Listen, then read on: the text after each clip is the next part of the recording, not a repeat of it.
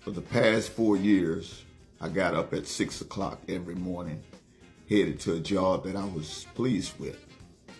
Actually, I was happy with the job until things changed. New management, couldn't see eye to eye.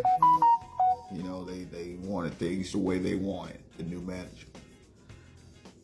And that left me feeling unappreciated, unhappy, didn't know which way to turn. And luckily, I was able to walk away from that job without any worries, because a handful of years ago, I started a side hustle that allows me to make 2 times more than they were paying me. And I can't even begin to put a number on the time freedom that I have now.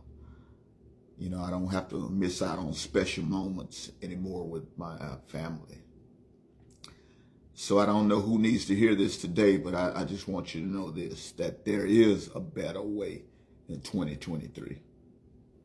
And if you'd like to learn more, go ahead and check out the link in my bio. Be sure to follow me.